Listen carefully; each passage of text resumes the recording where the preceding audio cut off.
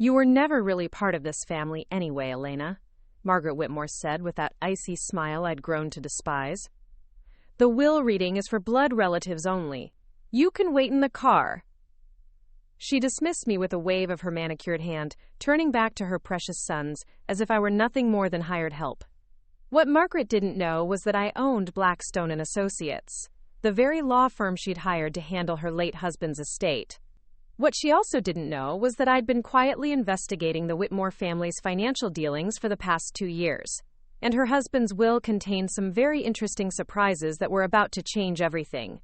Before we jump back in, tell us where you're tuning in from, and if this story touches you, make sure you're subscribed, because tomorrow, I've saved something extra special for you.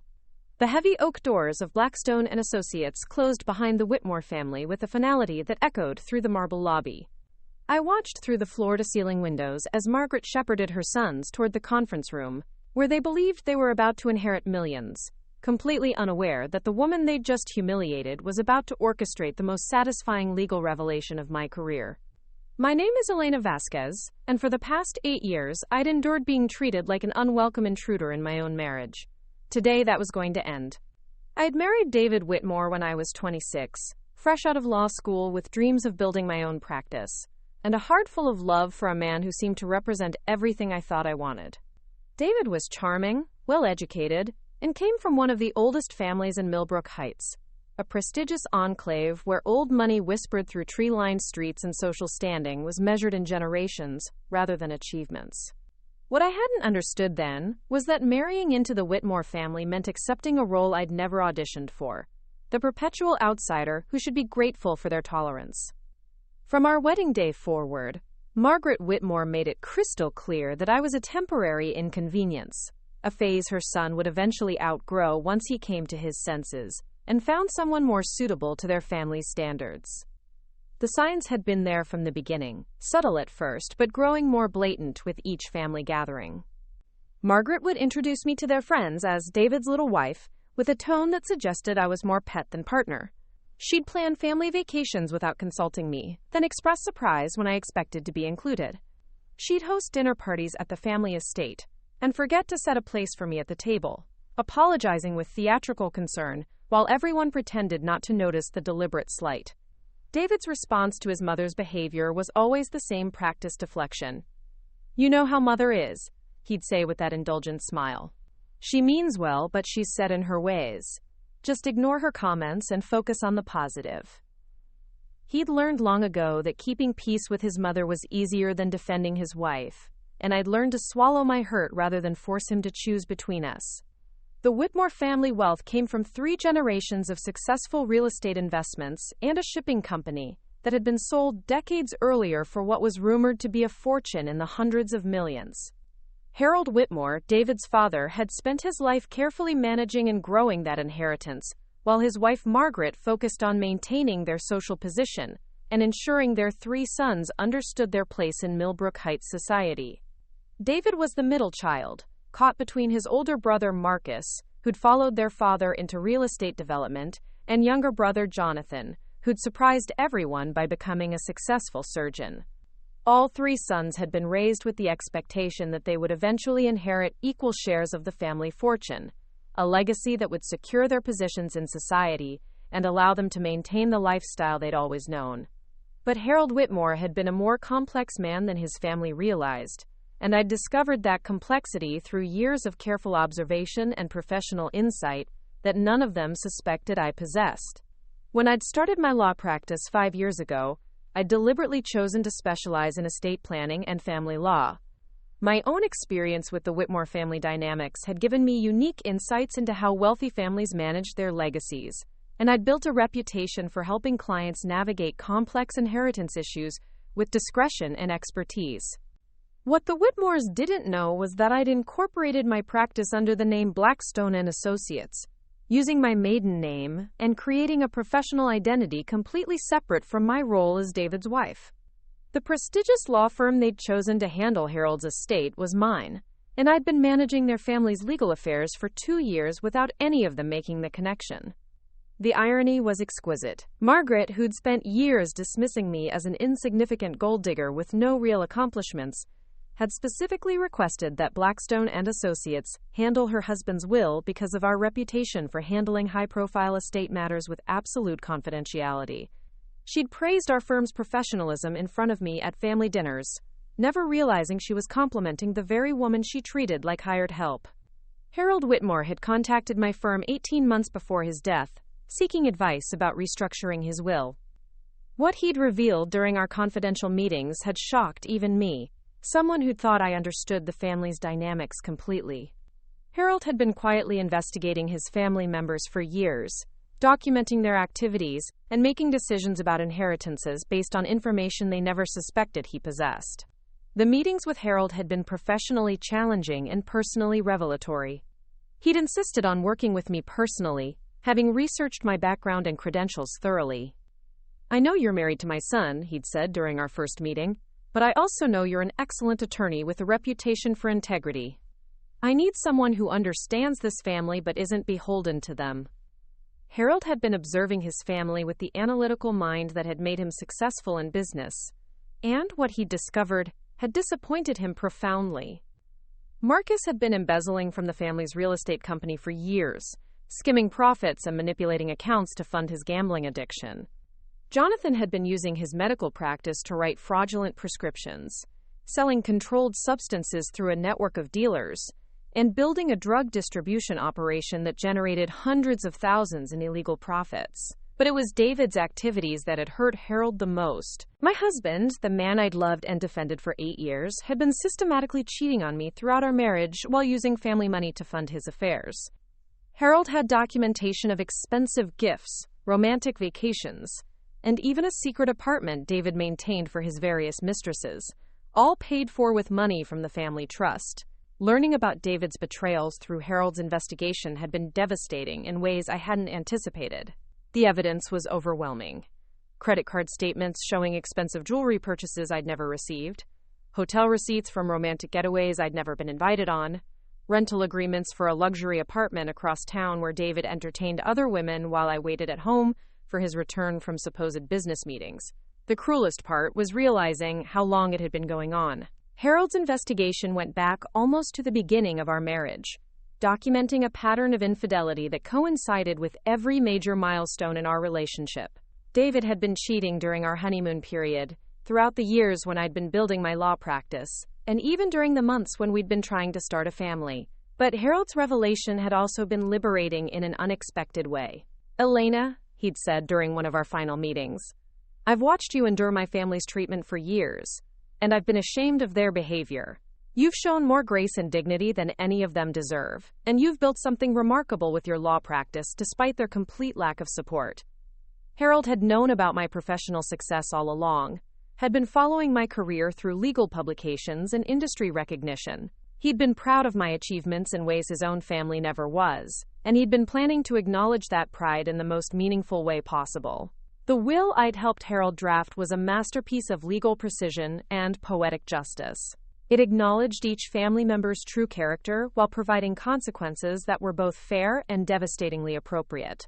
Harold had been meticulous in his documentation, ensuring that every decision could be legally defended, and that the truth about his family's activities would finally be exposed. Marcus would discover that his inheritance was contingent on making full restitution for the money he'd stolen from the family business, an amount that exceeded his expected inheritance by several $100,000. Jonathan would learn that his medical license violations had been reported to state authorities, and his inheritance would be held in trust pending the resolution of criminal charges.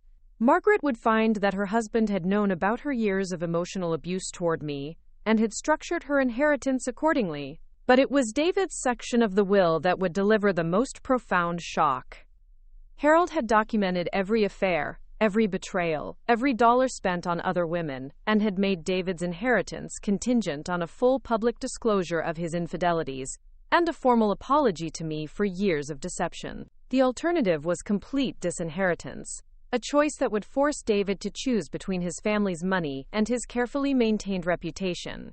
As I watched the Whitmore family settle into the conference room where they expected to receive their birthright, I felt a mixture of anticipation and melancholy.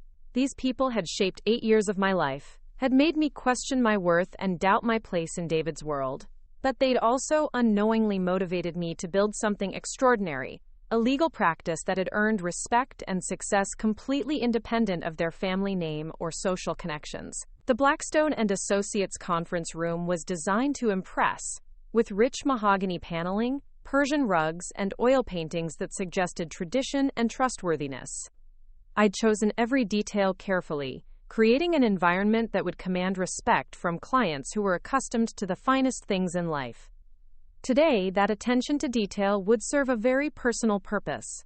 Margaret sat at the head of the polished conference table like a queen holding court, her silver hair perfectly styled and her black Chanel suit conveying appropriate mourning while maintaining her regal bearing. She'd positioned herself to face the door, ready to receive whatever pronouncements about Harold's will would confirm her expectations about their family's continued prosperity. Marcus sat to her right, fidgeting with his phone and checking the time repeatedly. His expensive suit couldn't quite hide the nervousness that had been plaguing him since Harold's death, the anxiety of someone who knew his secrets might be discovered.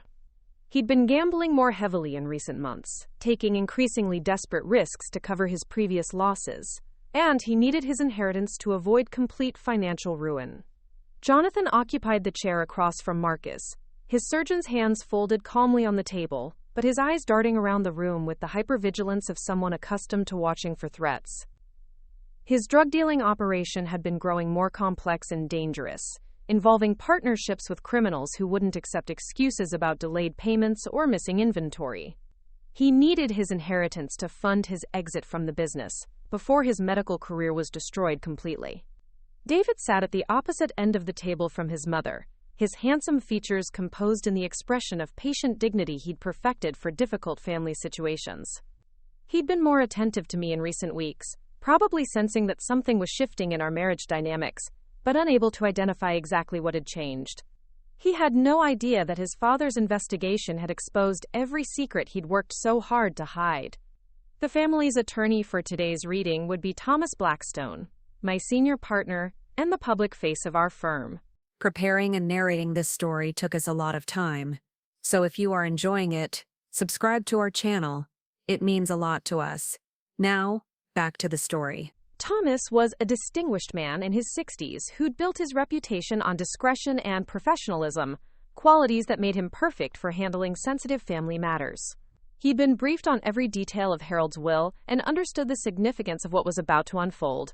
I positioned myself in the observation area adjacent to the conference room, where I could watch through one-way glass while remaining invisible to the family. This vantage point had been installed for situations where attorneys needed to monitor proceedings without disrupting the formal atmosphere, and today it would allow me to witness the Whitmore family's reaction to truths they'd never expected to face. Thomas entered the conference room carrying a leather portfolio that contained the most important documents in the Whitmore family's history. His expression was professionally neutral, giving no indication of the bombshells he was about to deliver.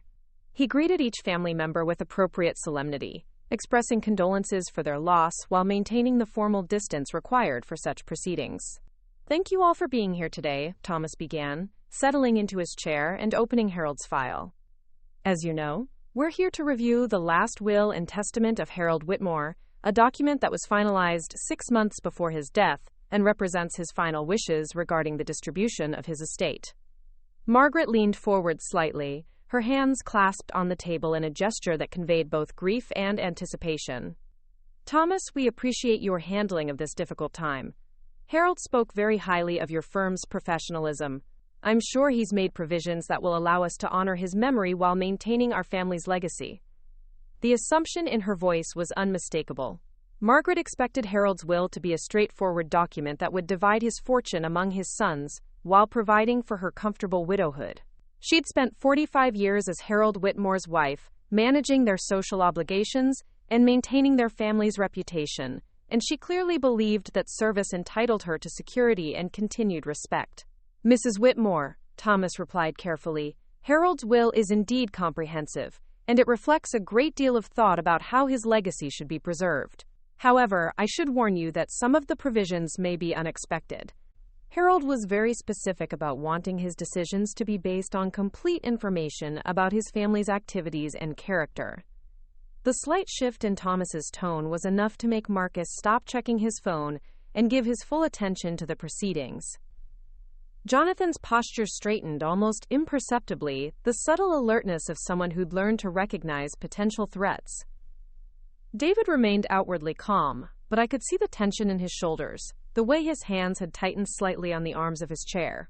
"What do you mean by complete information?" Margaret asked, her voice carrying a note of warning that suggested she didn't appreciate surprises, especially ones that might challenge her assumptions about Harold's intentions.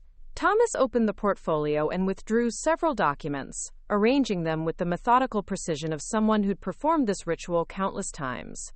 Harold spent considerable time and resources investigating various aspects of his family's personal and professional lives. He believed that his inheritance decisions should reflect not only his love for his family, but also his assessment of their character and judgment. The word investigating hung in the air like a challenge. I watched as each family member processed the implications, their faces reflecting different degrees of concern and confusion. Margaret's expression suggested offense that Harold would have questioned their worthiness for his legacy. The boys looked like men who were beginning to realize their secrets might not be as secure as they'd believed. "Harold was always thorough in his business dealings," David said carefully, clearly trying to gauge how much his father might have discovered. "But surely family matters are different from business investments. We're his sons, not potential business partners he needed to investigate." Thomas's response was delivered with the kind of professional neutrality that revealed nothing while suggesting everything. Harold viewed his legacy as his final business decision, one that required the same careful analysis he'd applied to every other important choice in his life. He wanted to ensure that his inheritance would be received by family members who would honor both the financial and moral obligations that come with significant wealth. I watched Margaret's face carefully as Thomas spoke. Her expression was shifting from confusion to indignation, the look of someone who was beginning to suspect that her expectations about this meeting might not be fulfilled. She'd spent decades believing that her position as Harold's wife and the mother of his children guaranteed her security and status. The suggestion that Harold had questioned their worthiness was clearly challenging assumptions she'd never thought to examine. "Thomas," Margaret said, her voice taking on the imperious tone she used when she felt her authority was being challenged, "I think you may be overcomplicating what should be a straightforward matter. Harold was a generous man who loved his family.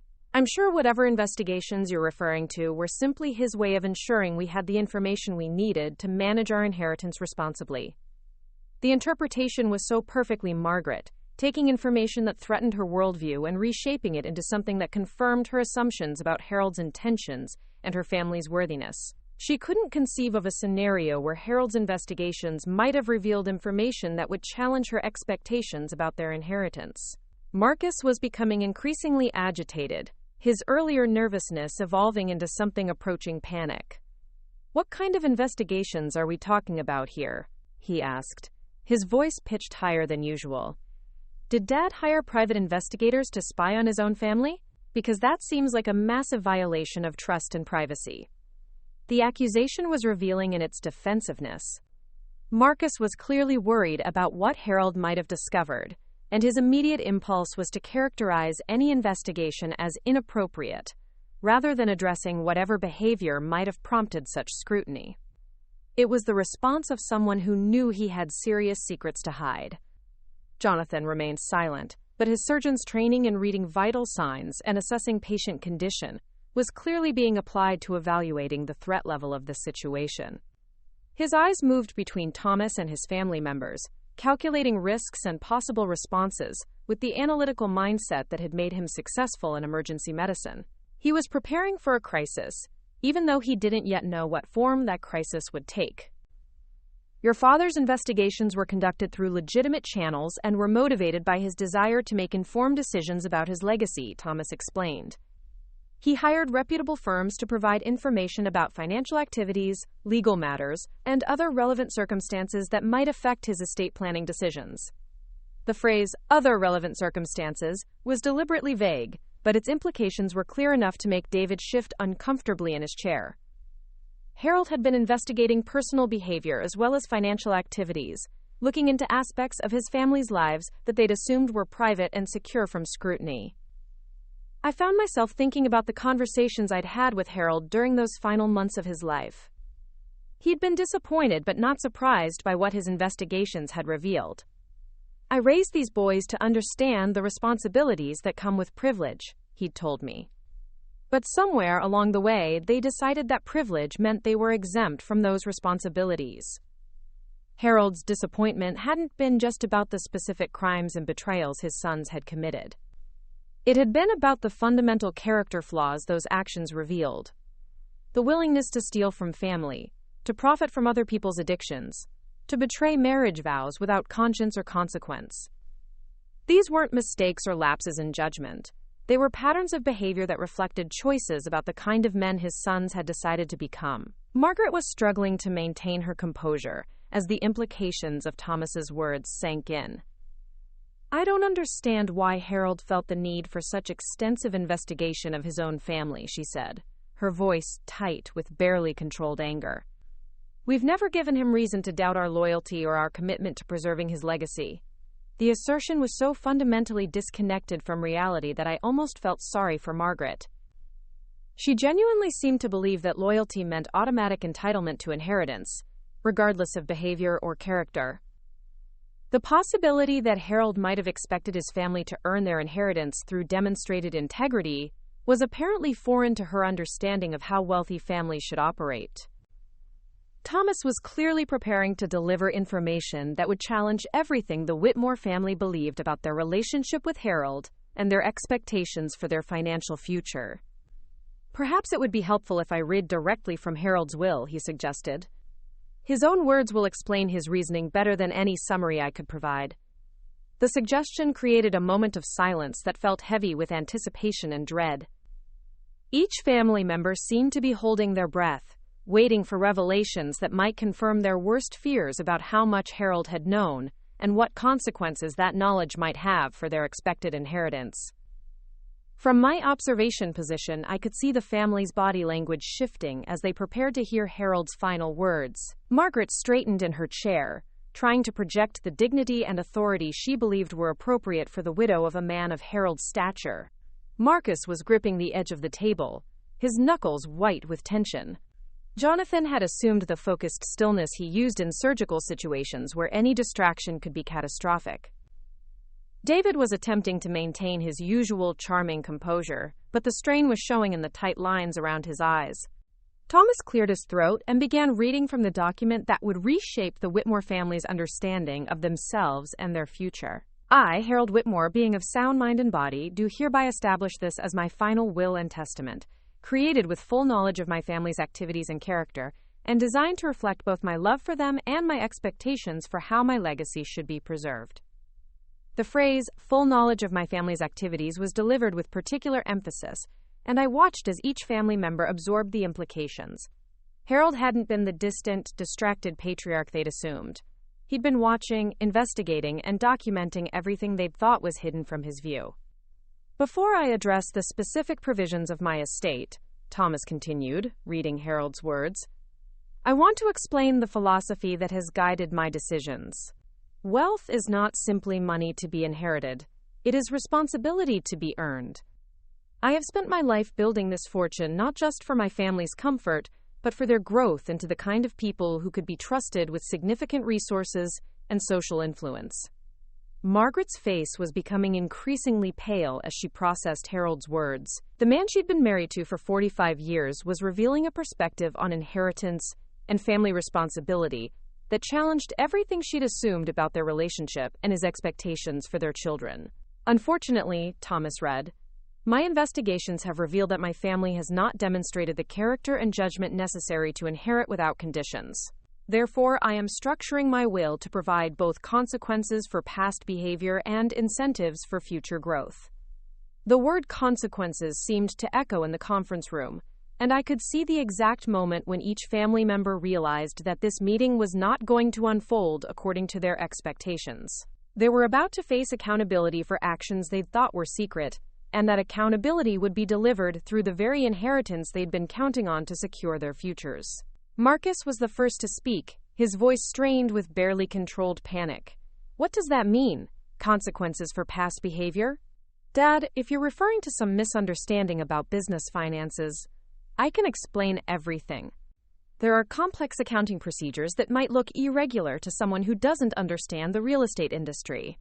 The immediate defensiveness confirmed what Harold's investigation had revealed. Marcus wasn't denying wrongdoing because he was innocent. He was trying to reframe criminal activity as misunderstanding because he knew exactly what Harold had discovered and was desperately hoping to minimize the consequences. Jonathan remained silent, but his medical training was clearly serving him well in this crisis situation. He was assessing symptoms, monitoring vital signs, and preparing treatment strategies for whatever diagnosis was about to be revealed. His stillness wasn't calm. It was the focused alertness of someone preparing for emergency intervention. David's response was more measured, reflecting his years of experience in managing family dynamics and social expectations. "I think we're all feeling emotional right now," he said, his voice calm and reasonable. "Perhaps we should focus on understanding Dad's wishes rather than speculating about his motivations." "Thomas, please continue with the reading." The attempt to redirect attention back to the will reading was psychologically revealing.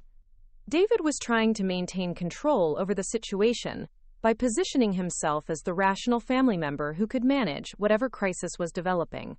It was the same role he'd played throughout our marriage, the peacemaker who smoothed over conflicts without addressing their underlying causes. Thomas nodded and returned to Harold's document. "To my wife Margaret, who has shared my life for 45 years and contributed significantly to our family's social standing, I leave the house on Elm Street and sufficient funds to maintain her lifestyle, contingent upon her participation in family counseling to address the emotional abuse she has inflicted on my daughter-in-law Elena." The silence that followed this statement was profound and electric. Margaret's face went through a series of expressions: confusion, disbelief, outrage, and something that might have been fear. Harold had not only acknowledged the way she'd treated me, he'd made her inheritance contingent on addressing that behavior through professional intervention. "Emotional abuse?" Margaret's voice was high and strained. "That's absolutely ridiculous. I've always treated Elena with appropriate courtesy and respect. If she's made some kind of complaint about my behavior, it's obviously a misinterpretation of normal family dynamics." The denial was automatic and complete, exactly what I'd expected from a woman who'd spent years convincing herself that her cruelty was justified by my inadequacy as a daughter-in-law. Margaret couldn't acknowledge the emotional abuse because doing so would require accepting responsibility for behavior she'd rationalized as appropriate and necessary. But Harold's words weren't finished. Thomas continued reading. "Margaret's treatment of Elena has been a source of shame and disappointment to me throughout my son's marriage. I have documented numerous instances of deliberate exclusion, public humiliation, and systematic undermining of Elena's position in our family. This behavior is inconsistent with the values I hope to instill in my family, and it must be addressed before Margaret can inherit the security I've provided for her." The documentation reference hit Margaret like a physical blow. Harold hadn't just observed her behavior casually. He'd been systematically recording instances of abuse, building a case that could be legally defended and professionally evaluated. Her years of careful cruelty had been witnessed, documented, and would now be addressed through formal consequences. Marcus was clearly struggling to process the implications of Harold's approach. If their father had been documenting Margaret's emotional abuse, what else had he been recording? "This is insane," he said, his voice rising with desperation. "Dad's been dead for 2 weeks, and now suddenly he's making accusations about family relationships that can't be verified or defended. This sounds like someone else wrote this will. Someone who wanted to destroy our family unity." The accusation was revealing in multiple ways. Marcus was suggesting that Harold's will might be fraudulent because he couldn't accept that his father had been observing and judging their behavior for years. It was easier to believe in a conspiracy than to acknowledge that Harold had seen their true characters and found them wanting. Thomas's response was professionally measured but firm. "I can assure you that this will was prepared by Harold personally, with multiple witnesses and notarizations to verify its authenticity. Every provision reflects Harold's personal decisions based on information he gathered himself through legitimate investigation." Jonathan finally spoke, his voice carrying the clinical detachment he used when delivering difficult diagnoses to patients. "What kind of information are we talking about? Because if Dad was having us investigated like criminal suspects, then maybe we need to question his mental state during the time this will was prepared." The suggestion that Harold might have been mentally incompetent was a desperate legal strategy. An attempt to invalidate the will by claiming its creator lacked the capacity to make informed decisions. But it was also an insult to their father's memory, a willingness to destroy his reputation in order to protect their inheritance. Thomas had clearly anticipated this response. Harold's mental competency was evaluated by 3 independent physicians during the will preparation process, and all confirmed his complete mental clarity and decision-making capacity. Additionally, Harold recorded video statements explaining his reasoning for each provision, statements that demonstrate his clear understanding of his decisions and their implications. Video statements. I felt a surge of admiration for Harold's thoroughness. He'd anticipated every possible challenge to his will and had prepared comprehensive documentation to support his decisions. The family couldn't claim fraud, mental incompetence, or undue influence, because Harold had created multiple layers of evidence proving his deliberate, informed choices. Margaret was struggling to maintain her composure as the reality of her situation became clear. "This is a betrayal of everything our marriage represented," she said, her voice shaking with emotion. "Harold and I built this family together, created this life together, and now he's destroying it based on some vindictive interpretation of normal family interactions." The characterization of systematic emotional abuse as normal family interactions was so telling that I wished I could respond directly. Margaret genuinely seemed to believe that her treatment of me had been appropriate, that her cruelty had been justified by my inadequacy as a daughter-in-law. The possibility that her behavior had been abusive was apparently incomprehensible to her. But Thomas wasn't finished with Margaret's section of the will. Harold also specified that Margaret's inheritance includes a formal letter of apology to Elena, acknowledging the pain her behavior has caused and committing to changed behavior in future family interactions. This apology must be delivered publicly at a family gathering and must demonstrate genuine understanding of the impact of her actions.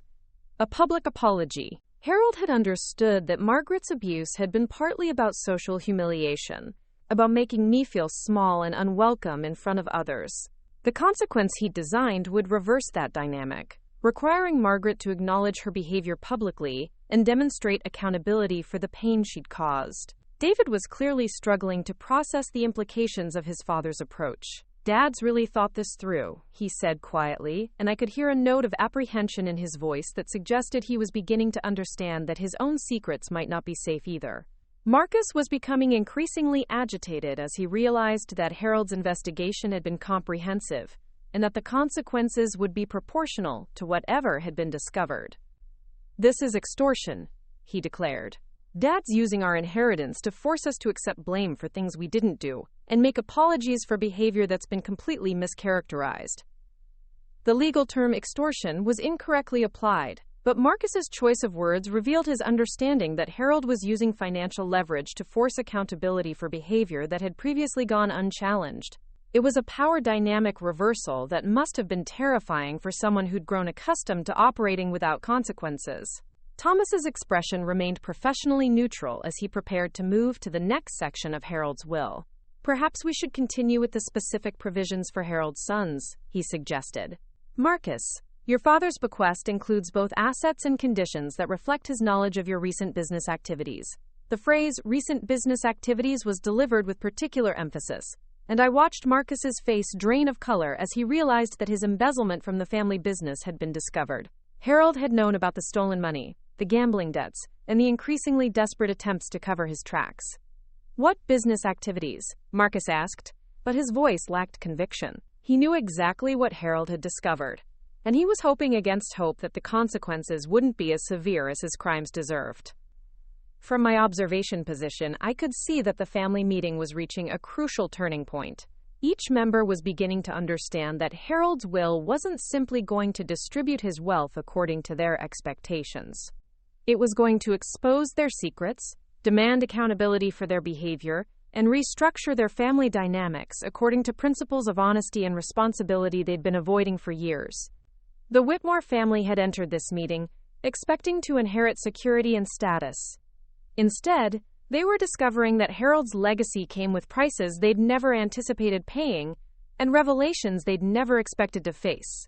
And this was only the beginning of what promised to be the most transformative day in their family's history. Thomas opened a separate folder containing financial documents that I recognized as evidence from Harold's investigation into Marcus's embezzlement.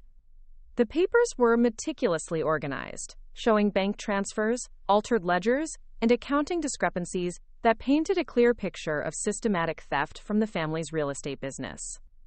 "Marcus," Thomas began, his voice taking on the formal tone reserved for delivering particularly serious information.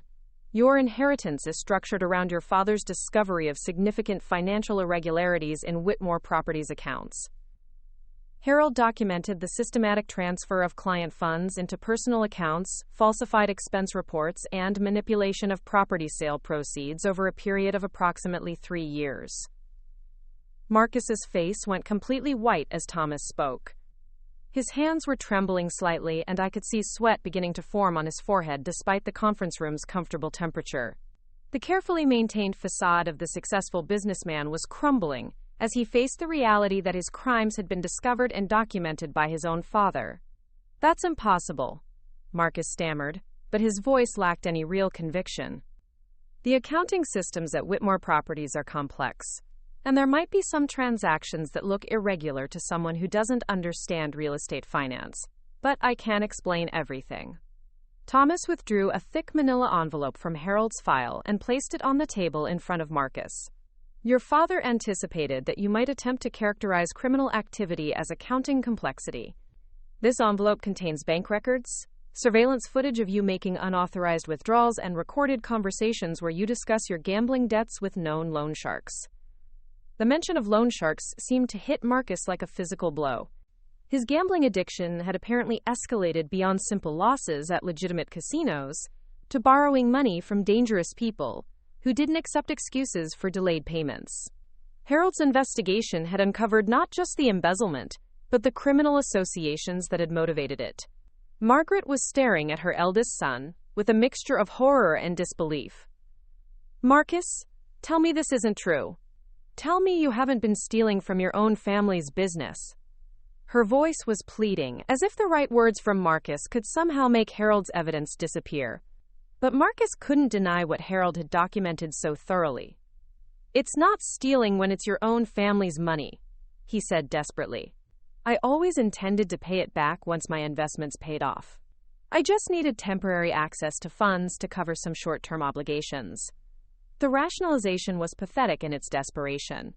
Marcus was trying to reframe embezzlement as borrowing, criminal activity as temporary financial management. But Harold's investigation had clearly shown that the stolen money had been used for gambling losses, not business investments, and that Marcus had no realistic plan for repayment. Thomas continued reading from Harold's will. "Marcus has stolen approximately $847,000 from Whitmore Properties over the past 3 years, money that belonged to clients who trusted our family's reputation for integrity.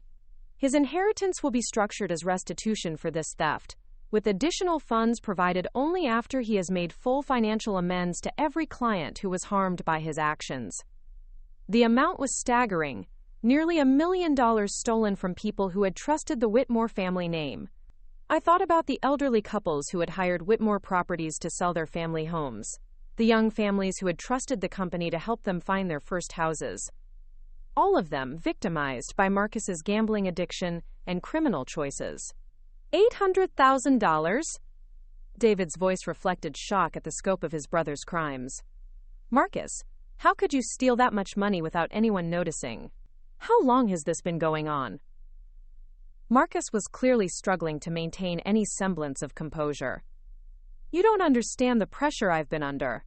The casino debts, the loan shark payments, the constant threats. I needed money fast, and the business accounts were right there. I never meant for it to go this far." The admission was devastating in its implications. Marcus wasn't denying the theft.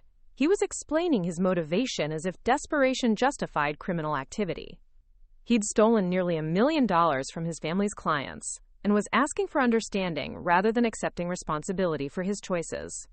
Jonathan had remained silent throughout Marcus's revelation, but his medical training was clearly helping him assess the crisis situation developing around the conference table. "Marcus," he said quietly, "are you saying you've been involved with organized crime?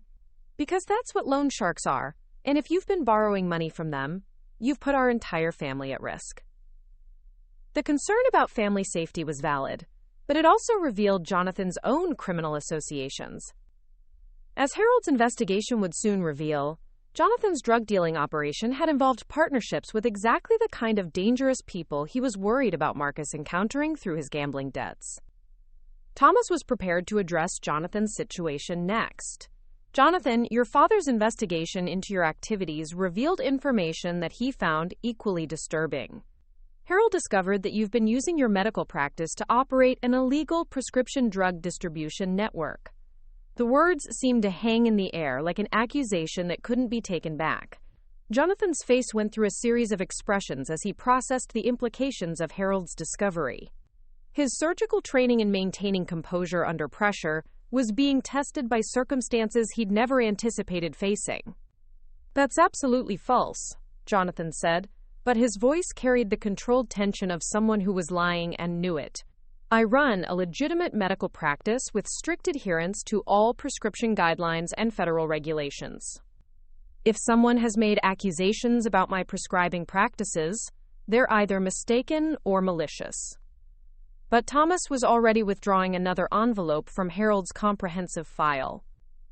Harold's investigation included surveillance of your clinic, analysis of your prescription records, and documentation of meetings with known drug dealers. The evidence shows that you've been writing fraudulent prescriptions for controlled substances and selling them through a network of distributors for profit. The clinical detachment in Thomas's voice made the accusations even more damning. This wasn't emotional family drama. This was factual presentation of criminal evidence that could result in federal charges and the complete destruction of Jonathan's medical career. Margaret was struggling to process the revelation that two of her sons were criminals. "This can't be happening," she said, her voice barely above a whisper. "Harold must have been mistaken about what he was seeing. These boys were raised to understand right from wrong, to honor their family's reputation." The appeal to their upbringing was heartbreaking in its naivete. Margaret genuinely seemed to believe that good parenting and family values should have prevented her sons from making criminal choices, as if moral education was a vaccine against bad decision-making rather than a foundation that required ongoing personal commitment to maintain. Jonathan was clearly calculating his options, applying the same analytical thinking he used in emergency medical situations to assess his legal and financial exposure. Even if Dad thought he saw something inappropriate, medical records are protected by patient confidentiality laws. Any investigation of my practice would require warrants and formal legal procedures. The legalistic response was revealing. Jonathan wasn't denying the drug dealing. He was arguing that the evidence might not be legally admissible. It was the reaction of someone who understood the criminal justice system and was hoping to find technical loopholes rather than accepting moral responsibility. But Harold had anticipated this response as well. Thomas opened another section of the file and withdrew documentation that made Jonathan's face go pale.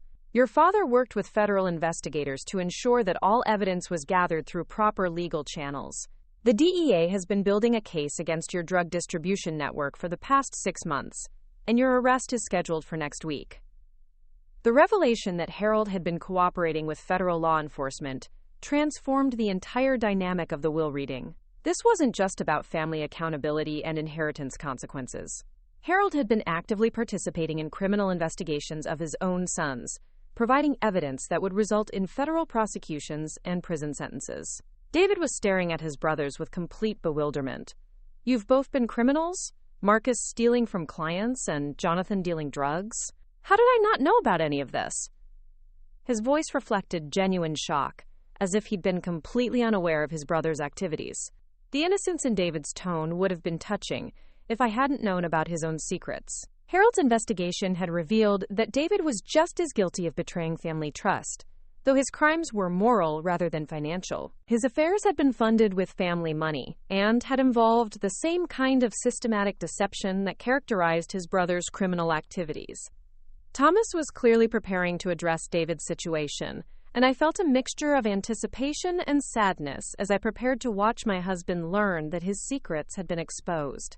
"David," Thomas said, his voice taking on a different tone, "your father's investigation into your activities focused on your marriage and your use of family resources to fund extramarital relationships." The phrase extramarital relationships was delivered with clinical precision, but its impact on David was immediate and profound. His carefully maintained composure cracked as he realized that Harold had discovered his affairs and documented his systematic betrayal of our marriage vows. "What are you talking about?" David asked, but his voice lacked conviction. He knew exactly what Harold had discovered, and he was hoping desperately that the evidence might be incomplete or misinterpreted.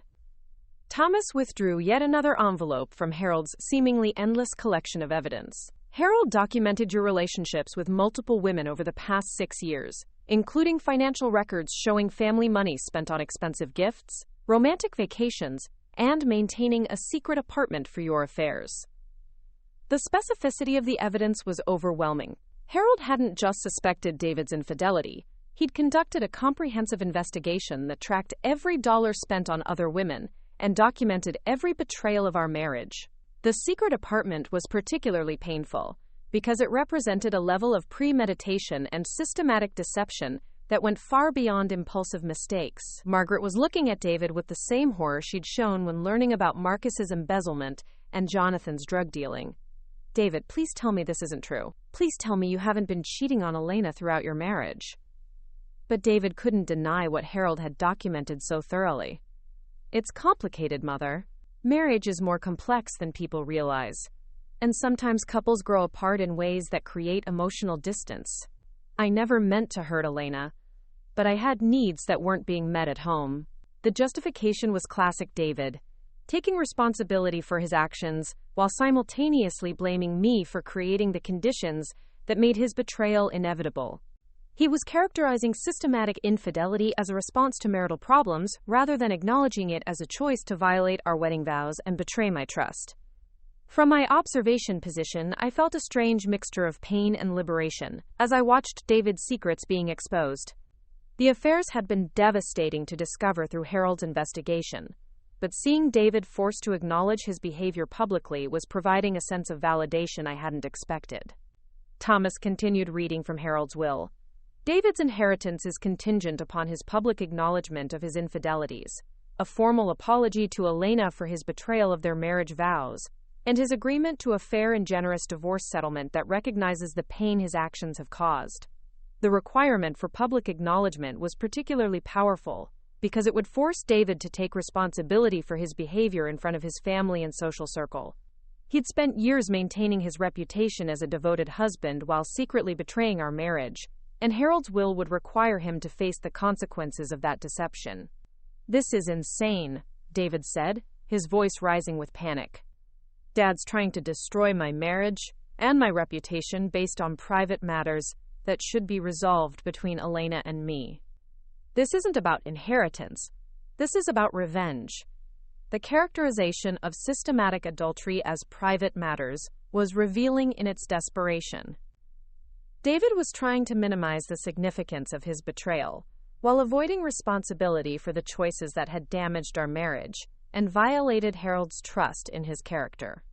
But Harold's will wasn't finished with David's consequences. Thomas continued reading. "David has spent approximately $340,000 in family money funding his affairs over the past 6 years. This amount will be deducted from his inheritance and provided to Elena as compensation for the financial abuse she has endured unknowingly." Financial abuse. The term perfectly described what David had done, using our family's resources to fund his betrayal of our marriage while I remained unaware of both the infidelity and the financial theft. Harold had recognized that David's actions constituted a form of economic violence against me, and he'd structured consequences accordingly. Margaret was struggling to process the comprehensive nature of Harold's investigation and the systematic way he'd documented each family member's failures. "How long was Harold gathering this information?" she asked. "How long was he spying on his own family like we were criminals he was investigating?" The question revealed Margaret's fundamental misunderstanding of accountability and consequences. She was characterizing Harold's investigation as inappropriate surveillance rather than recognizing it as a father's attempt to understand his family's true character before making decisions about his legacy. Thomas's response was measured and professional. Harold began his investigation approximately 2 years ago when he started noticing financial irregularities in family accounts and concerning changes in his son's behavior. He hired legitimate investigative services and worked within legal boundaries to gather information about activities that were affecting his business and family relationships. 2 years. Harold had been documenting their crimes and betrayals for 2 full years, watching his family reveal their true characters, while they assumed their secrets were safe. The patience and thoroughness of his investigation demonstrated both his love for his family and his commitment to making informed decisions about his legacy. Marcus was clearly desperate to find some way to minimize the consequences of Harold's discoveries. Even if Dad thought he found evidence of financial problems, this is our family. Families work through difficulties together. They don't destroy each other with legal consequences and public humiliation. The appeal to family loyalty was particularly ironic, coming from someone who'd been stealing from family clients and endangering everyone through his association with loan sharks. Marcus wanted the protection of family relationships without accepting the responsibilities that those relationships required. Jonathan was applying his medical training to assess the family's situation like a trauma patient requiring emergency intervention. We need to understand our legal exposure here. If Dad was working with federal investigators, and if there are criminal charges pending, we need attorneys who specialize in federal criminal defense. The clinical assessment was accurate but revealed Jonathan's priorities. He was more concerned about protecting himself from legal consequences than accepting responsibility for his criminal activities or considering the impact of his choices on his family's reputation and relationships. David was struggling to process the comprehensive nature of his father's knowledge about the family's activities. "How did Dad find out about the apartment?" he asked, his voice reflecting genuine confusion about how his carefully hidden secrets had been discovered. Thomas consulted Harold's notes. "Your father hired private investigators who documented your activities through surveillance, financial tracking, and other legitimate investigative methods. The evidence includes photographs, credit card records, and witness statements that provide comprehensive documentation of your extramarital activities." Photographs and witness statements. Harold's investigation had been as thorough as any criminal case, with evidence that could survive legal challenges and public scrutiny. David's secrets hadn't just been discovered. They'd been documented with the kind of comprehensive detail that would make denial impossible. Margaret was beginning to understand that Harold's will represented a fundamental challenge to everything she'd believed about their family dynamics and her position within those relationships. "Harold never discussed any of these concerns with me," she said. "If he was worried about the boy's behavior, why didn't he talk to me about it? We could have addressed these issues as a family." The suggestion that family conversation could have resolved criminal activity and systematic betrayal revealed Margaret's continued disconnection from the reality of her son's choices. She seemed to believe that parental guidance could have prevented or corrected behavior that required fundamental character changes to address. But Thomas had more revelations to deliver from Harold's comprehensive will. Harold also documented extensive evidence of Margaret's emotional abuse toward Elena, including recorded conversations, witness statements, and video evidence of public humiliation incidents. The mention of recorded conversations and video evidence hit Margaret like a physical blow. Harold hadn't just observed her cruelty casually. He'd been systematically documenting her treatment of me with the same thoroughness he'd applied to investigating his son's criminal activities. "That's impossible," Margaret said, her voice shaking with a combination of anger and fear. "Harold never indicated that he disapproved of my interactions with Elena. If he had concerns about my behavior, he would have discussed them with me directly." The denial was automatic and complete, but the mention of specific evidence was clearly shaking Margaret's confidence in her ability to control the narrative about her treatment of me. She'd spent years convincing herself that her cruelty was justified and appropriate, and the suggestion that Harold had been documenting it as abuse was challenging her fundamental self-perception. Thomas opened another section of Harold's file and withdrew what appeared to be a transcript of recorded conversations. "Harold documented numerous instances where you deliberately excluded Elena from family activities, made disparaging comments about her background and abilities, and systematically undermined her position in family relationships. The clinical description of Margaret's behavior was devastating in its accuracy. Harold had been watching and recording as his wife systematically emotionally abused his daughter-in-law, and he'd documented that abuse with the same precision he'd applied to his son's criminal activities. Margaret was clearly struggling to maintain her composure as the evidence mounted against her. Those conversations were private family discussions, and if Harold was recording them without my knowledge, that's a violation of trust that's far worse than anything I might have said about Elena. The attempt to reframe emotional abuse as private family discussion, while characterizing documentation as trust violation, was revealing in its desperation. Margaret couldn't acknowledge her cruelty because doing so would require accepting responsibility for years of deliberate psychological harm. But Harold's will had specific consequences designed for Margaret's behavior. Thomas continued reading.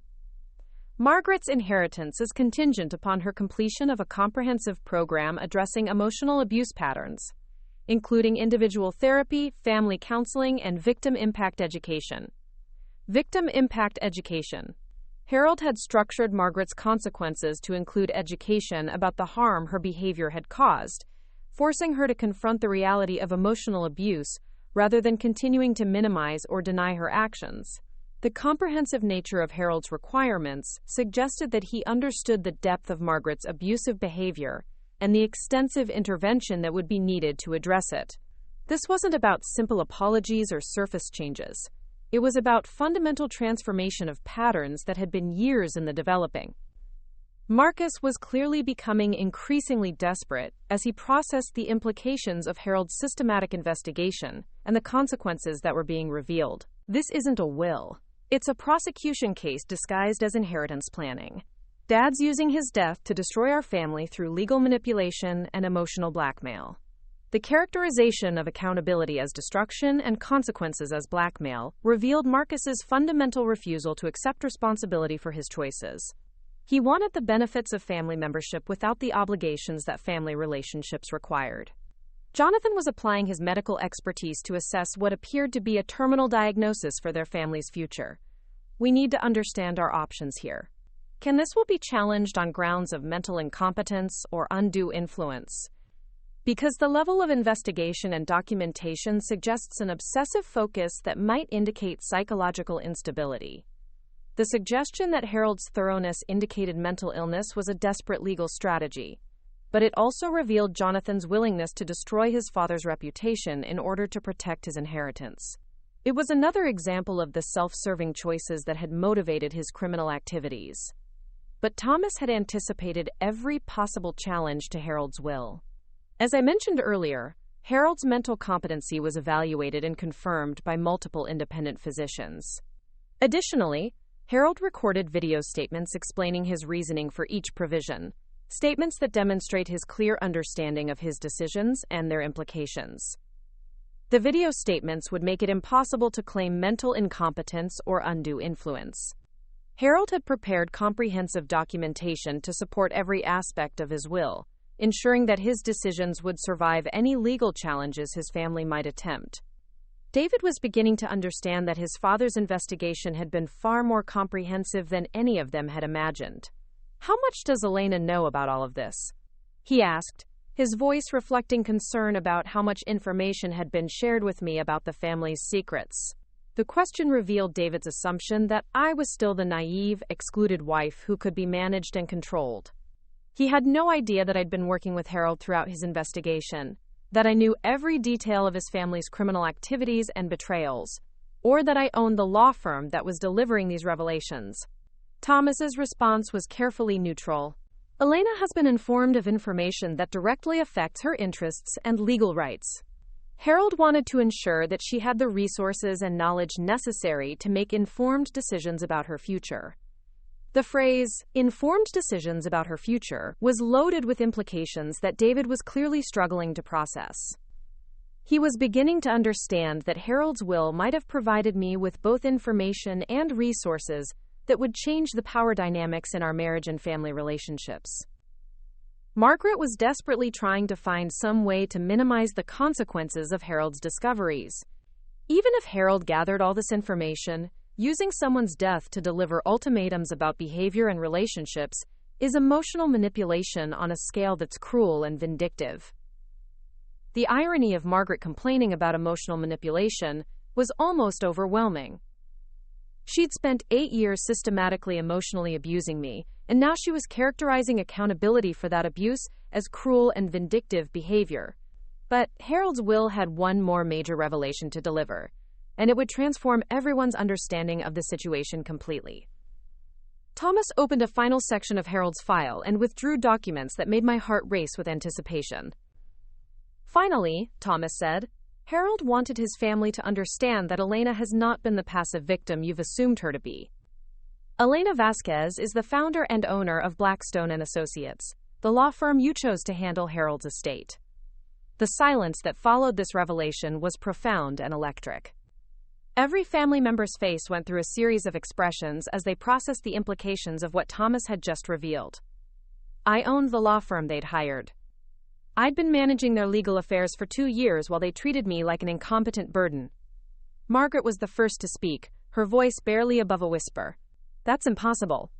Elena doesn't have the education or experience to run a law firm. She's never shown any interest in legal matters or business management. The denial was automatic, but the shock in Margaret's voice suggested that she was beginning to understand how completely she'd misunderstood my capabilities and position. The woman she'd been systematically emotionally abusing was the attorney who'd been handling her family's most sensitive legal matters. Marcus was staring at Thomas with complete bewilderment. You're saying that Elena owns this law firm? The Elena who sits quietly at family dinners and never expresses opinions about anything important? That Elena is sophisticated enough to run a prestigious legal practice? The assessment revealed everything about how the family had perceived me over the years. They'd seen my quiet behavior as evidence of incompetence, rather than recognizing it as strategic adaptation to an abusive environment. They'd mistaken survival strategies for intellectual limitations. Jonathan was applying his analytical skills to reassess everything he thought he knew about family dynamics. If Elena owns this firm, then she's known about Dad's investigation all along. She's been involved in gathering evidence about our activities, while pretending to be uninformed about family business.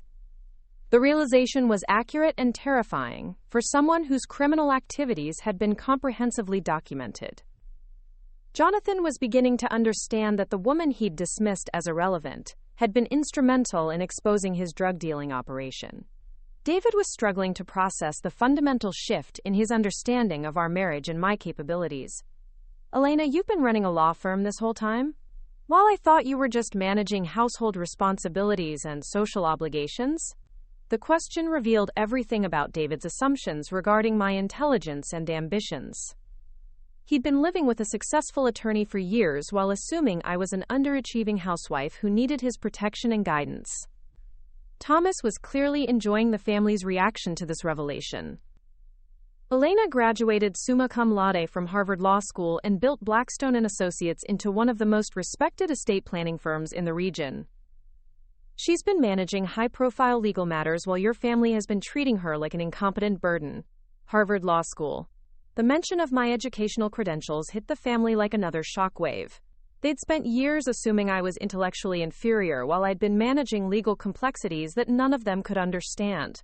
Margaret was clearly struggling to reconcile her perception of me with the reality of my professional achievements. But she never talked about legal matters at family gatherings. She never expressed opinions about complex issues or demonstrated any sophisticated knowledge. The observation was accurate but revealed Margaret's complete misunderstanding of why I'd remained quiet during family interactions. I'd learned that expressing intelligence or expertise triggered their defensive responses and resulted in increased emotional abuse. Marcus was beginning to understand the implications of having his criminal activities investigated by someone with my legal training and resources. So Elena's been gathering evidence about our business dealings while having access to our financial records and legal documents. She's been building criminal cases against us while sitting at our dinner table. The paranoid interpretation was revealing but not entirely inaccurate. I had been observing their behavior and documenting patterns that suggested criminal activity, though my primary motivation had been protecting Harold's interests rather than building cases against his family. Jonathan was clearly reassessing every interaction he'd had with me over the years, looking for signs that I'd been aware of his criminal activities.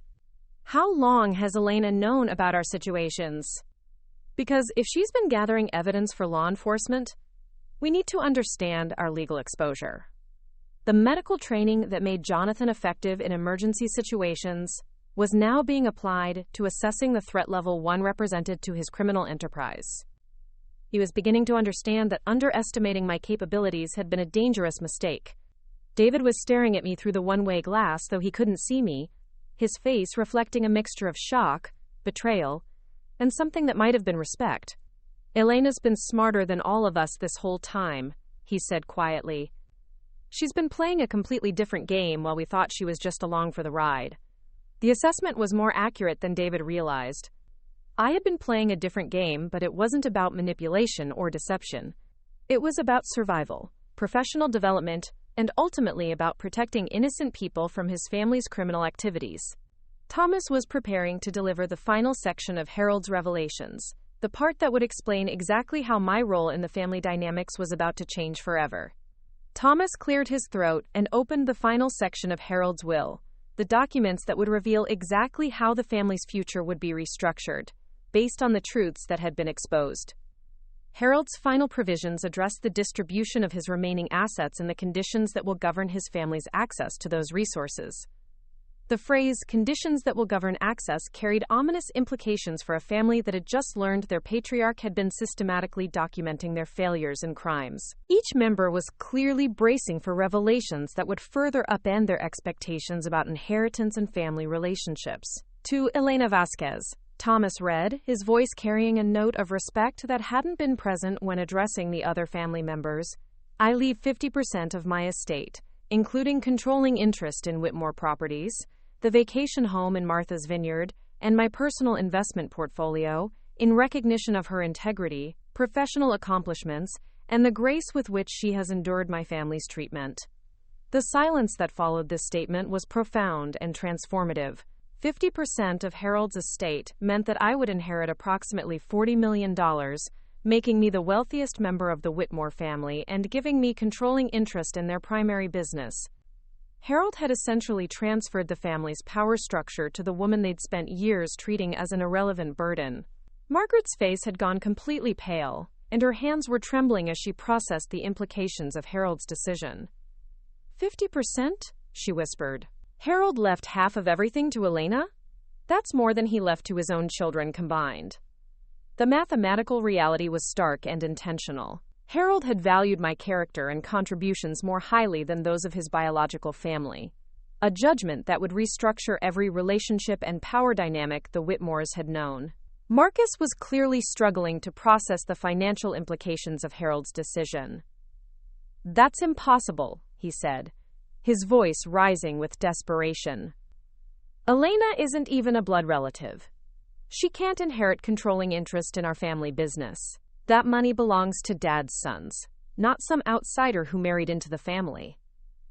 The characterization of me as an outsider who'd married into the family was particularly ironic, given that Harold had just demonstrated his belief that I was more deserving of his legacy than the sons he'd raised. Marcus was appealing to biological relationship, as if genetics automatically conferred worthiness, regardless of character or behavior. Jonathan was applying his medical training to assess what appeared to be a fatal diagnosis for their family's financial future. "This restructures everything," he said quietly. "If Elena controls Whitmore properties and inherits the majority of Dad's assets, she essentially owns our family's business and financial foundation." The clinical assessment was accurate and devastating. Harold had transferred not just wealth but power, ensuring that the family's future would be determined by someone who understood both their criminal activities and their potential for change. David was staring at the conference table, as if the polished wood might provide answers to questions he was struggling to formulate. "Elena's going to be wealthier than all of us combined," he said, his voice reflecting a mixture of shock and something that might have been admiration.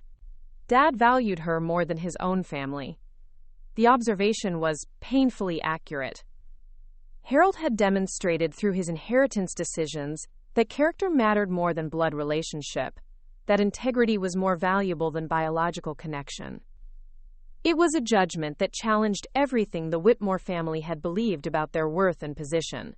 But Thomas wasn't finished with Harold's provisions. Harold also established specific conditions for his family members to potentially restore some of their inheritance over time. These conditions are designed to address the behavioral patterns that led to his initial decisions and to provide incentives for genuine change. The word potentially was crucial because it suggested that Harold's initial inheritance decisions weren't necessarily permanent. He'd created a structure that could reward authentic transformation while protecting against superficial compliance designed to access financial benefits. Margaret was clearly grasping for any possibility of maintaining her expected lifestyle and social position. "What kind of conditions?" she asked, her voice tight with barely controlled desperation. If Harold wanted us to change certain behaviors, surely he provided a path for demonstrating that change. The question revealed Margaret's continued focus on managing appearances rather than accepting genuine accountability. She was looking for a checklist of requirements she could complete to restore her inheritance, rather than confronting the fundamental character changes Harold's conditions would require.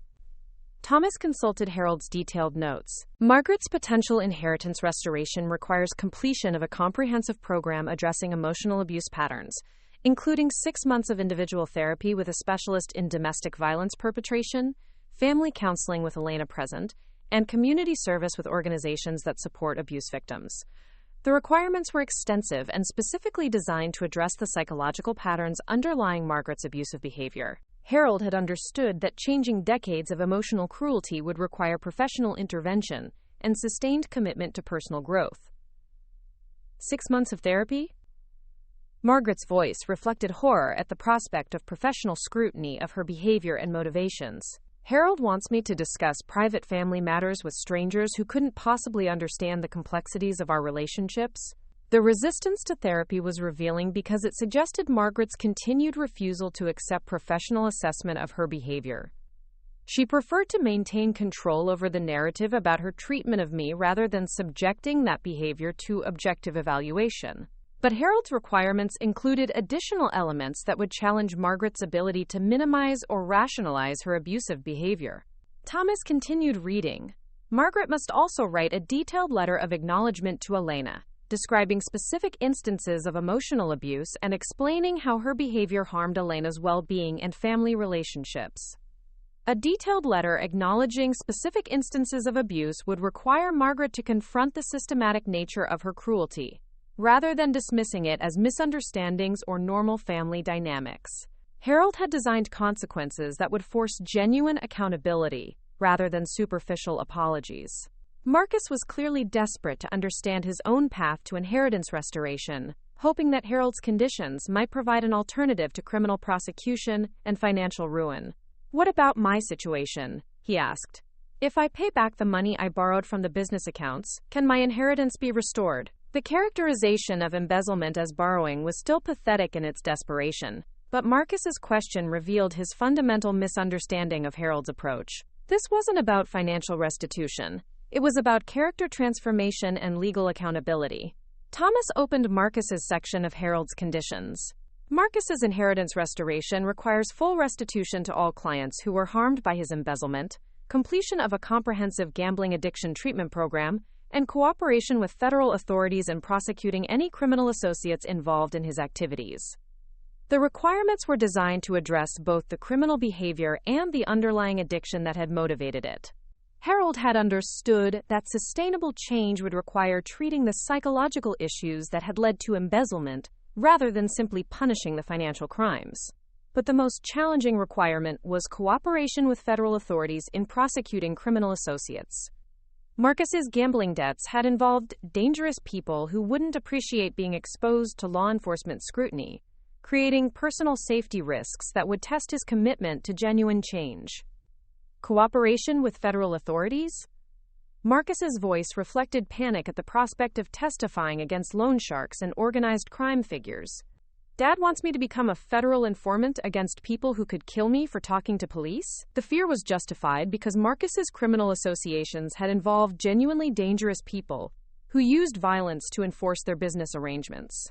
Harold's requirement would force Marcus to choose between his inheritance and his physical safety, a test of character that would reveal his true priorities. Jonathan was clearly calculating his own options as he waited to learn what conditions Harold had established for his inheritance restoration. His medical training in risk assessment was being applied to evaluating whether compliance with Harold's requirements might be more dangerous than accepting permanent disinheritance. Thomas turned to Jonathan's section of Harold's will. Jonathan's inheritance restoration requires surrender of his medical license pending investigation of his prescription drug activities, cooperation with DEA authorities in dismantling his distribution network, and completion of a substance abuse treatment program addressing his own drug use. The revelation that Jonathan had been using drugs himself added another layer to his criminal activities. Harold's investigation had discovered not just the illegal prescription business, but Jonathan's personal addiction issues that had likely motivated his involvement in drug dealing. My own drug use? Jonathan's voice reflected shock at the accuracy of Harold's investigation. How could Dad possibly know about my personal medical decisions? That information is protected by doctor-patient confidentiality. The defensive response revealed Jonathan's continued attempts to characterize drug abuse as medical decisions, rather than acknowledging the addiction issues that had compromised his professional judgment and led to criminal activities. But Harold's requirements for Jonathan included elements that would be particularly challenging for someone whose identity was built around medical expertise and professional status. Thomas continued reading. Jonathan must also participate in victim impact programs with families affected by prescription drug abuse and addiction, helping him understand the human consequences of his criminal activities. Victim impact programs would force Jonathan to confront the reality that his drug dealing had contributed to addiction, overdoses, and family destruction. Harold had designed consequences that would challenge Jonathan's ability to rationalize his crimes as victimless business activities. David was clearly struggling with anxiety about his own conditions, as he watched his brothers learn about the extensive requirements Harold had established for inheritance restoration. "What about my situation?" he asked, his voice tight with apprehension about what accountability Harold might require for his marital betrayals. Thomas opened David's section, which I knew would be particularly painful, because Harold's requirements would force David to confront not just his infidelity, but the financial abuse and systematic deception that had characterized his treatment of our marriage. David's inheritance restoration requires public acknowledgement of his extramarital affairs, completion of individual therapy addressing his patterns of deception and betrayal, and agreement to a divorce settlement that provides Elena with 75% of marital assets. The financial terms were stunning in their generosity toward me and their consequences for David. Harold had recognized that David's affairs had constituted financial abuse through his misuse of family resources, and he'd structured restitution accordingly. But the most challenging requirement was public acknowledgement of the affairs, which would destroy the carefully maintained reputation David had built as a devoted husband and family man. Harold's condition would force David to choose between his inheritance and his social standing. 75% of marital assets? David's voice reflected shock at the financial implications of Harold's requirements. That would leave me with almost nothing from 8 years of marriage, while Elena becomes wealthy beyond anything we could have achieved together. The mathematical reality was stark and intentional.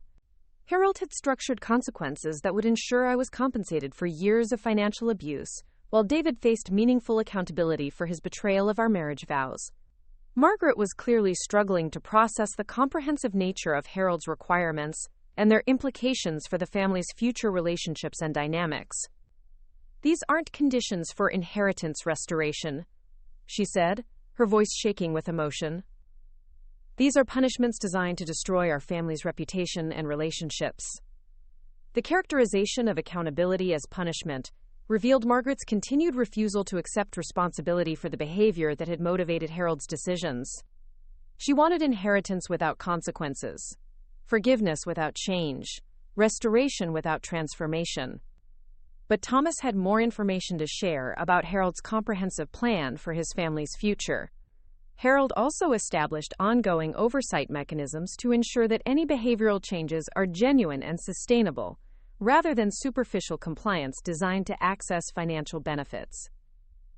Ongoing oversight meant that Harold had anticipated attempts to game his system through insincere compliance with his requirements.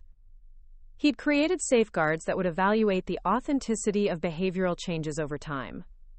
Marcus was clearly panicking at the prospect of long-term monitoring and evaluation. "What kind of oversight?" he asked.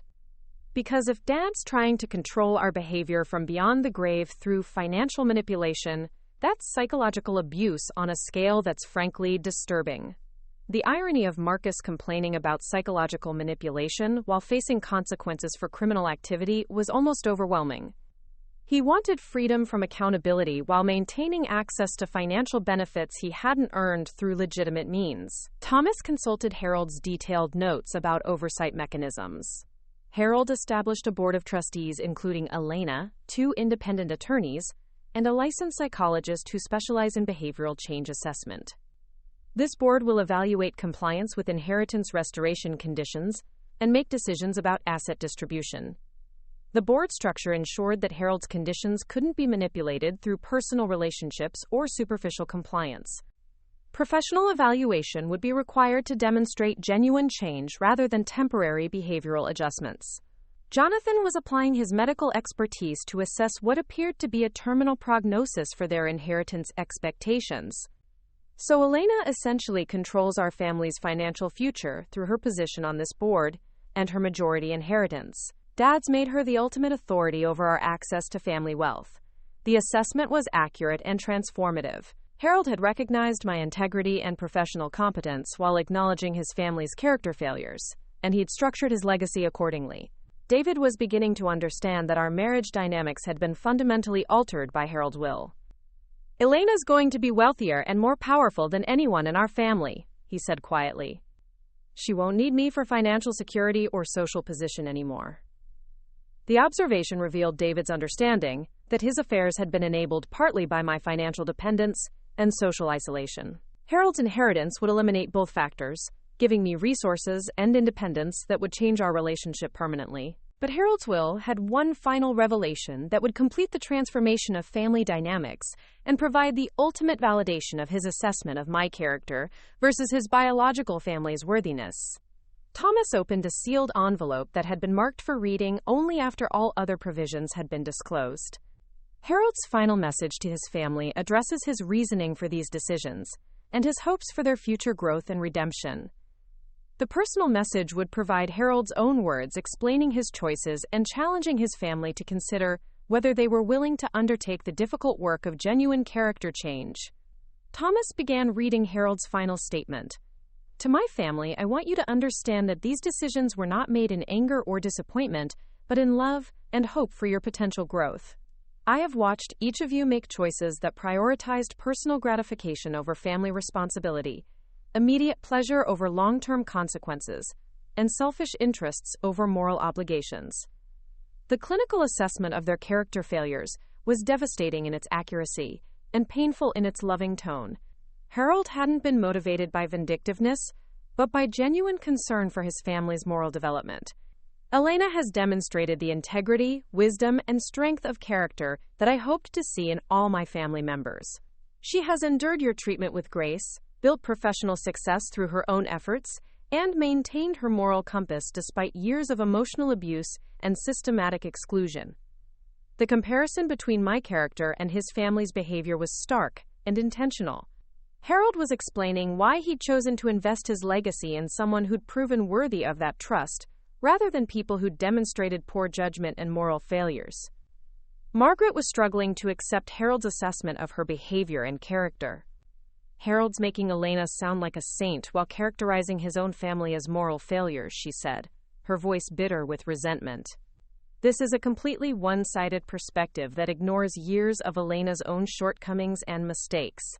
The attempt to create false equivalence between emotional abuse and normal human imperfections was revealing in its desperation." Margaret couldn't acknowledge the systematic nature of her cruelty because doing so would require accepting responsibility for deliberate harm. But Harold's message addressed this response directly. Thomas continued reading.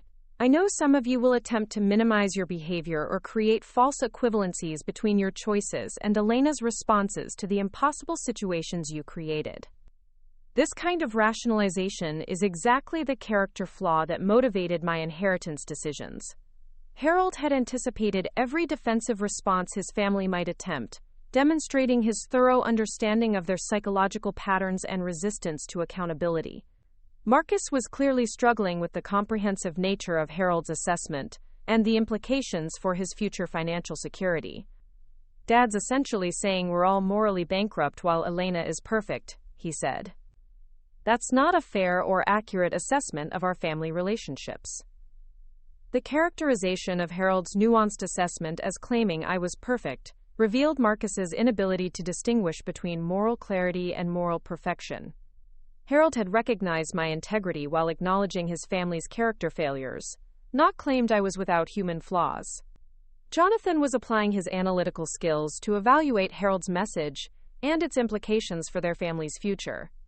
"Dad's challenging us to become different people," he said quietly. "He's not just punishing past behavior. He's trying to motivate fundamental character changes." The medical professional's assessment was accurate and insightful. Harold's will was designed as intervention rather than punishment, though the consequences were severe enough to motivate genuine transformation. David was struggling to process Harold's assessment of our marriage and his own role in its deterioration. "Dad saw everything," he said, his voice reflecting a mixture of shame and resignation. "He knew about the affairs, the lies, the way I've been treating Elena, and he decided I wasn't worthy of inheriting his legacy." The acknowledgement was painful but accurate. Harold had evaluated David's character through his treatment of marriage vows and family responsibilities, and he'd found that character lacking in fundamental ways. Thomas was preparing to conclude the will reading with Harold's final challenge to his family. Harold's closing message addresses his hopes for your future and the possibility of redemption through genuine change. The possibility of redemption suggested that Harold hadn't written off his family permanently but had created conditions that could lead to restored relationships if they were willing to undertake difficult personal work. "I hope that losing your expected inheritance will motivate the kind of self-reflection and character development that my love and support were unable to inspire. Elena has shown me what genuine integrity looks like, and I pray that each of you will find the courage to become worthy of the family name you've inherited." The final challenge was both loving and demanding. Harold was asking his family to use this crisis as motivation for becoming the people he'd hoped they could be, rather than remaining the people they'd chosen to become. Margaret was clearly struggling with Harold's final message and its implications for her understanding of their marriage and family relationships. 45 years of marriage, and Harold's final words to me are essentially that I failed as a wife and mother," she said, her voice breaking with emotion. The interpretation was harsh, but not entirely inaccurate. Harold had evaluated Margaret's character through her treatment of family relationships, particularly her systematic emotional abuse of me, and he'd found her behavior incompatible with his values and expectations. But Harold's message wasn't entirely condemnatory. Thomas read the final paragraph. "I believe each of you has the capacity for growth and redemption. The conditions I've established are not punishments, but opportunities to demonstrate the character changes that could restore not just your inheritance, but your integrity and family relationships." The framing of consequences as opportunities was generous and hopeful. Harold had created a structure that could lead to genuine transformation if his family was willing to undertake the difficult work of character development. Marcus was clearly calculating whether compliance with Harold's conditions might be worth the effort and risk involved. "So if we meet all these requirements, complete therapy, cooperate with law enforcement, and jump through every hoop Dad established, we might get some portion of our inheritance back?" The transactional approach to Harold's conditions revealed Marcus's continued focus on financial benefits, rather than genuine character development. He was looking for a cost-benefit analysis of personal transformation, rather than accepting the intrinsic value of behavioral change. Jonathan was applying his medical expertise to assess the prognosis for family rehabilitation under Harold's conditions. "The requirements are extensive and would take years to complete," he said. "And there's no guarantee that compliance would result in inheritance restoration, only the possibility of consideration." The realistic assessment was accurate but missed the point of Harold's structure. The value wasn't in potential financial restoration, but in the personal growth that would result from meeting his conditions. David was beginning to understand that Harold's will represented a fundamental challenge to everything he'd believed about marriage, family, and personal responsibility. Dad's basically saying that if we want to be part of this family's legacy, we need to become completely different people, he said. The assessment was accurate and transformative. Harold had recognized that his family's character failures were fundamental rather than superficial, requiring comprehensive change rather than simple behavioral adjustments. As Thomas gathered the documents that had transformed the Whitmore family's understanding of themselves and their future, I felt a mixture of vindication, sadness, and hope. Harold's will had accomplished everything we'd hoped it would, exposing the truth about his family's character, providing consequences for their behavior, and creating opportunities for genuine redemption. The family members were clearly struggling to process the comprehensive nature of Harold's assessment and the implications for their future relationships and financial security. They'd entered this meeting expecting to inherit wealth and status, and instead they'd discovered that their patriarch had been documenting their failures and had chosen to invest his legacy in someone they'd spent years dismissing as irrelevant. Margaret was the first to speak after Thomas concluded the reading. "I need time to process all of this," she said, her voice reflecting exhaustion and defeat. "Harold's decisions have completely upended everything I thought I understood about our family and our relationships." The acknowledgement was honest and suggested the beginning of genuine self-reflection rather than immediate defensive responses. Harold's comprehensive documentation had made denial difficult and had forced confrontation with uncomfortable truths. Marcus was clearly struggling with the reality that his criminal activities had been exposed, and that his inheritance was contingent on cooperation with law enforcement against dangerous people. "I need to talk to a criminal attorney before I can consider any of Dad's conditions," he said. "The legal implications of cooperation with federal authorities could be life-threatening." The focus on personal safety was understandable, but revealed Marcus's continued prioritization of self-protection over family responsibility or moral accountability. Harold's conditions would test whether Marcus was willing to accept risks in service of genuine change. Jonathan was applying his medical training to develop a treatment plan for his family's crisis situation. "We all need professional help to work through the implications of Dad's will and the decisions we need to make about compliance with his conditions," he said. The recognition that professional intervention would be necessary was insightful, and suggested Jonathan's understanding that his family's problems required expertise beyond their current capabilities. David was staring at me through the one-way glass, unable to see me but clearly thinking about our marriage and the revelations about my true capabilities and professional success. "Elena's been extraordinary this whole time," he said quietly, "and we've all been too blind or arrogant to see it." The acknowledgement was painful but accurate. Harold's will had forced recognition of my worth and capabilities while exposing his family's systematic failure to appreciate or respect those qualities. As the family members slowly gathered their belongings and prepared to leave the conference room, each clearly overwhelmed by the revelations and implications of Harold's will, I felt a profound sense of closure and liberation. The woman who'd been excluded from this meeting because she was never really part of the family had been revealed as the person Harold considered most worthy of his legacy and trust. Thomas approached the one-way glass and nodded to me, indicating that the formal reading was complete and that my presence was no longer required to remain hidden.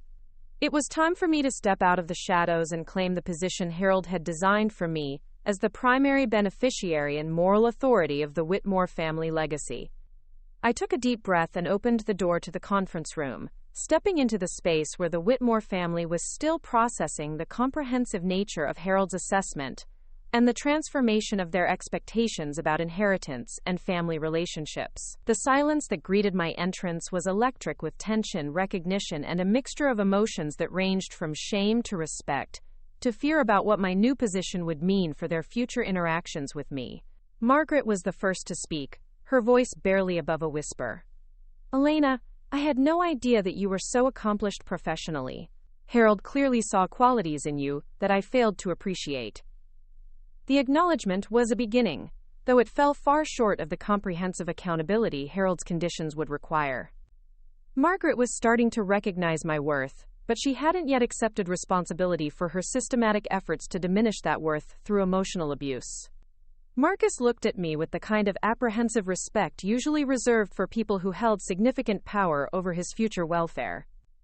"Elena, I hope you'll consider that family relationships are complex, and that mistakes can be corrected through genuine effort and commitment to change.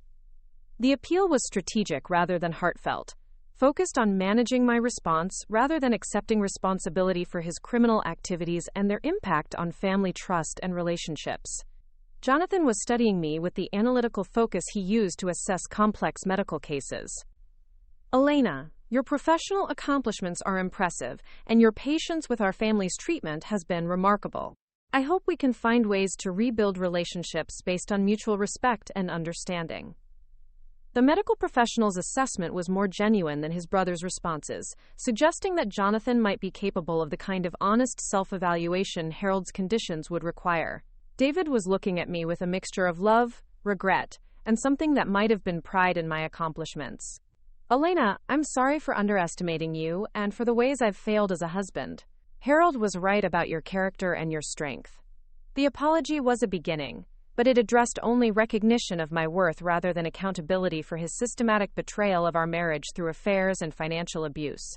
I stood in the center of the conference room, surrounded by people who had shaped 8 years of my life through their dismissal, abuse, and exclusion, and felt the profound satisfaction of Harold's vindication and the weight of responsibility that came with his trust in my character and judgment. Harold spent 2 years documenting your choices and character, I said, my voice steady and professional. His will reflects his assessment of who each of you has chosen to become, and his hope for who you might still choose to be. The conditions he established aren't punishments. They're opportunities to demonstrate the growth and change that could restore not just your inheritance, but your integrity. The framing of Harold's conditions as opportunities rather than consequences was generous but accurate. Harold had created a structure that could lead to genuine redemption if his family was willing to undertake the difficult work of character development. Margaret was clearly struggling with the implications of my new position and the accountability Harold's will would require. Elena, I hope you'll be fair in evaluating our efforts to meet Harold's conditions. Family relationships are complex, and change takes time. The appeal for fairness was reasonable, but missed the point of Harold's structure. The Board of Trustees would evaluate compliance based on professional standards rather than personal relationships, ensuring objective assessment of behavioral changes. The Oversight Board will include independent professionals who specialize in evaluating genuine behavioral change, I replied. Harold wanted to ensure that compliance with his conditions reflects authentic transformation rather than superficial adjustments designed to access financial benefits. The explanation was both reassuring and challenging. Harold's system couldn't be manipulated through personal appeals or surface-level changes, but it would recognize and reward genuine growth and character development. As I looked around the conference room at the family that had excluded me from this meeting, because I was supposedly not really part of their legacy, I felt the profound transformation that Harold's will had accomplished. The woman they'd dismissed as irrelevant had been revealed as the person their patriarch considered most worthy of his trust and resources. The Whitmore family's future would now be determined by someone who understood both their capacity for cruelty and their potential for redemption. Harold had given me not just wealth and power, but the responsibility to guide his family toward the character development he'd been unable to inspire through love and support alone. 6 months later, I sat in my new office at Whitmore Properties, surrounded by evidence of the transformation Harold's will had set in motion. The mahogany desk that had once belonged to Harold now served as my workspace as I managed both my law firm and the real estate company that had become my responsibility through inheritance. Margaret had completed 4 months of individual therapy and was making genuine progress in understanding the psychological patterns that had motivated her emotional abuse. Her therapist reported that she was beginning to accept responsibility for her behavior, rather than rationalizing it as normal family dynamics. The change was slow but appeared to be authentic, rather than superficial compliance. Marcus had entered federal witness protection after agreeing to testify against the organized crime figures who had been financing his gambling addiction. His cooperation had led to several arrests and had helped prosecutors dismantle a criminal network that had been operating for years. The gambling addiction treatment program was helping him address the psychological issues underlying his criminal behavior. Jonathan had surrendered his medical license and was cooperating with DEA authorities to dismantle the prescription drug distribution network he'd established. His own addiction treatment was progressing well, and his participation in victim impact programs, was helping him understand the human consequences of his criminal activities. David had completed the public acknowledgement of his affairs that Harold's will required, a painful but necessary step in accepting responsibility for his betrayal of our marriage. The divorce settlement had been finalized according to Harold's specifications, leaving me with the majority of our marital assets while David began the process of rebuilding his life and reputation. Each family member was making progress toward meeting Harold's conditions, but none had yet completed the comprehensive requirements that would qualify them for inheritance restoration. The process was designed to take years rather than months, ensuring that behavioral changes were sustainable rather than temporary. The Oversight Board met monthly to review progress reports from therapists, addiction counselors, and law enforcement agencies. The professional evaluation ensured that Harold's conditions were being met through genuine transformation, rather than superficial compliance. As I reviewed the monthly reports on the family's progress, I felt a mixture of hope and caution about their potential for redemption. Harold had been right about their capacity for growth, but he'd also been realistic about the extensive intervention that would be required to address decades of poor character choices. My own life had been transformed in ways I was still discovering. The financial security provided by Harold's inheritance had allowed me to expand my law firm's services to include pro bono work for women escaping abusive relationships. The professional recognition that came with managing Whitmore properties had established me as a respected business leader in the community. But the most significant change was psychological rather than financial. For the first time in 8 years, I was living as my authentic self rather than adapting to someone else's expectations or managing someone else's emotional violence. The confidence and creativity that Margaret had tried to destroy through systematic abuse were flourishing in an environment of respect and professional challenge. The Whitmore family's journey toward redemption would continue for years to come, with each member facing different challenges and making different levels of progress. Harold's will had created a structure that could accommodate various paths to growth, while maintaining standards that ensured authentic change. As I prepared to leave the office that evening, I looked out the window at the tree-lined streets of Millbrook Heights, the prestigious neighborhood where I'd once felt like an unwelcome intruder. Now I was one of its most successful business leaders, respected for my professional accomplishments, and valued for my contributions to the community. The woman who'd been excluded from her husband's family will reading because she was never really part of the family had become the architect of that family's future and the guardian of their patriarch's legacy. Harold's assessment of character and worth had been vindicated through time and transformation, creating opportunities for redemption while ensuring that his values would guide his family's development for generations to come. The satisfaction I felt wasn't about revenge or power but about justice and hope. Harold had seen my worth when his family couldn't, had trusted my judgment when they'd dismissed my capabilities, and had invested his legacy in someone who would honor both his memory and his commitment to integrity and growth. The Whitmore family would have years to prove themselves worthy of restored inheritance and family relationships. Whether they succeeded would depend on their willingness to become the people Harold had hoped they could be, rather than remaining the people they'd chosen to become. But for the first time in 8 years, their future would be determined by someone who understood both their failures and their potential, someone who could guide them toward redemption while protecting Harold's values and legacy from further betrayal. Up next, you've got 2 more standout stories right on your screen. If this one hit the mark, you won't want to pass these up. Just click and check them out.